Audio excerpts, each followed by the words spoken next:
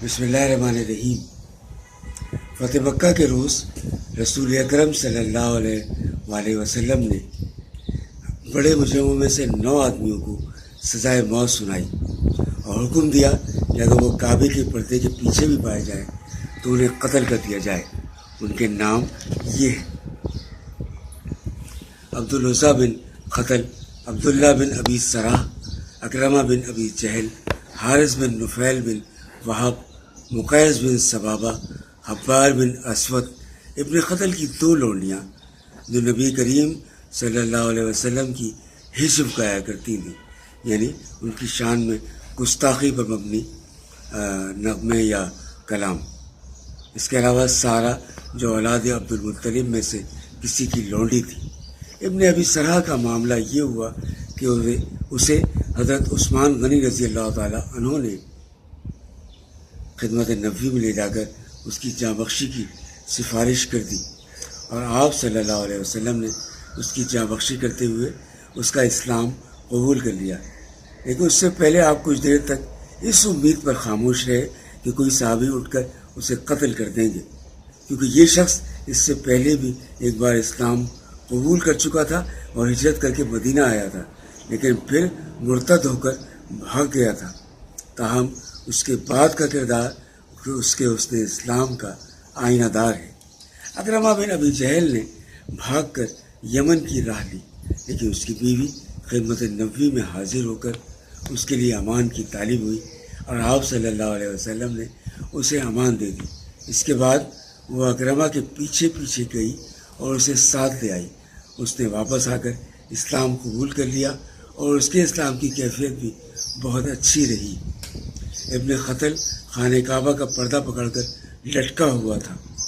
एक सहाबी ने खिदमत नबी में हाजिर होकर इत्तला दी। आपने फरमाया उसे कत्ल कर दो। चुनांचे उन्होंने उसे कत्ल कर दिया। मुक़ैस बिन सबाबा को हज़रत नुमैला बिन अब्दुल्ला ने कत्ल किया। मुक़ैस पहले भी मुसलमान हो चुका था, लेकिन फिर एक अंसारी को कत्ल करके मुर्तद हो गया और भागकर मुशरिकीन के पास चला गया था।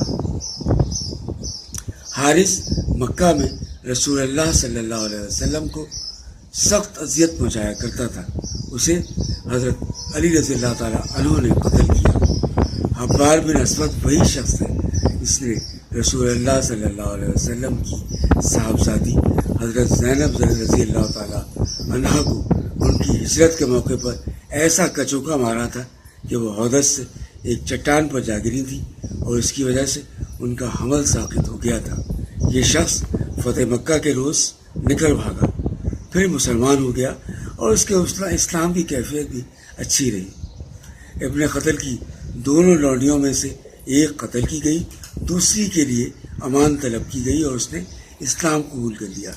इसी तरह सारा के लिए अमान तलब की गई और वो भी मुसलमान हो गई। मुख्तसर ये कि 9 में से 4 कत्ल किए गए, 5 की जाँबख्शी हुई और उन्होंने इस्लाम कबूल कर लिया।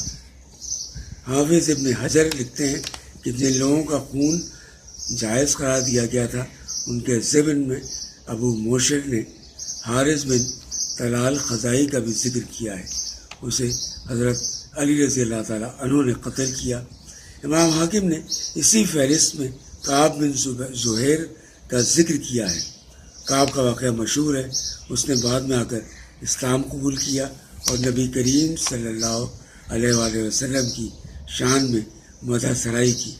इसी फहरिस्त में वहशी बिन हरब और अबू सुफियान की बीवी हिंद बिन अतबा हैं, जिन्होंने इस्लाम कबूल किया।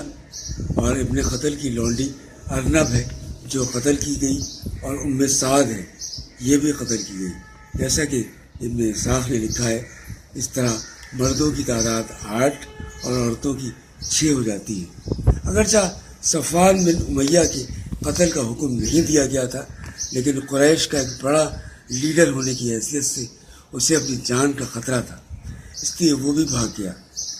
हज़रत उमैर बिन वहाब जुमही रज़ी अल्लाह ताला अन्हु ने रसूलुल्लाह सल्लल्लाहु अलैहि वसल्लम की खिदमत में हाजिर होकर उसके लिए अमान तलब की। आपने उसे अमान दे दी और अलामत के तौर पर हज़रत उमैर को अपनी वो पगड़ी भी दे दी جو مکہ میں داخلے کے وقت آپ نے سر پر باندھ رکھی تھی۔ حضرت عمیر صفوان کے پاس پہنچے تو وہ جدہ سے یمن جانے کے لیے بحری جہاز میں سوار ہونے کی تیاری کر رہا تھا۔ حضرت عمیر اسے واپس لے آئے۔ اس نے رسول اللہ سے کہا کہ مجھے 2 مہینے کا اختیار دیجیے تاکہ میں اس بارے میں سوچ لوں۔ سرکار دو عالم صلی اللہ علیہ وسلم نے کہا کہ تمہیں 4 مہینے کا اختیار ہے۔ اس کے بعد صفوان نے اسلام قبول کر لیا۔ اس کی بیوی پہلے ہی مسلمان ہو چکی تھی۔ حضور اکرم صلی اللہ علیہ وسلم نے دونوں کے پہلے نکاح کو ہی برقرار رکھا۔ فتح مکہ کے واقعات اپنے اختتام کو پہنچ رہے ہیں۔